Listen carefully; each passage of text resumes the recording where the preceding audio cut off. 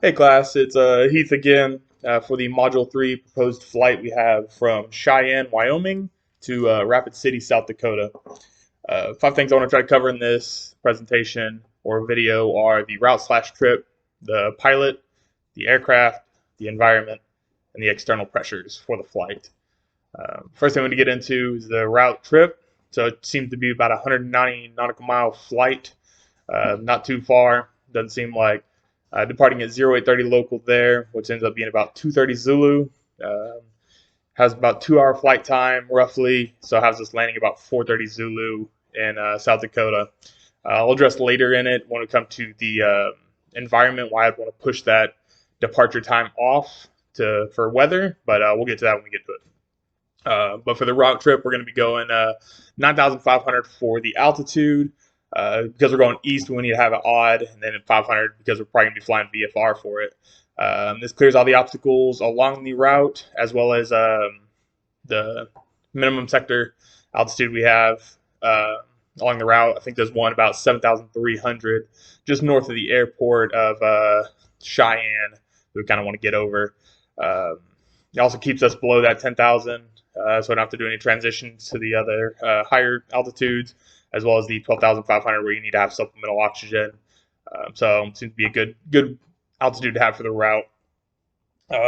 This does mean later on, again, I'll discuss this in the weather one, I'll have to be descending through clouds. It won't have to be a layer. It's just a scattered layer, so it shouldn't be that big of a deal. I might have to bob and weave a little bit coming down, but nothing crazy.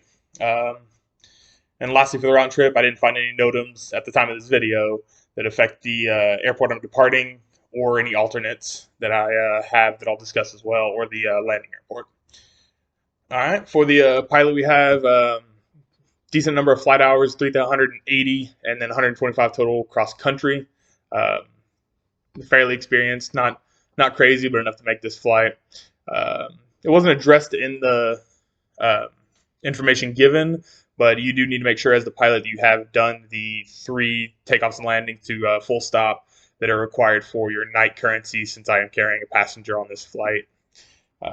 Assuming the weight of me and my friend are average person, we should be able to also have full tanks for the flight, and shouldn't have any issues there.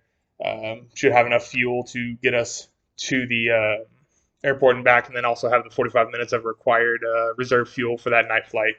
That kind of leads us more into the aircraft, but we're going to read into that as well. For the aircraft, it's able to fly at the altitude that we're requiring, 9,500. I think the Cessna is 13,000 for the max ceiling. Have no issues there. And also, I'm likely familiar with the aircraft. It is going to be a plane that is, again, at my local flight school that we had in the scenario. So, likely flown the plane before.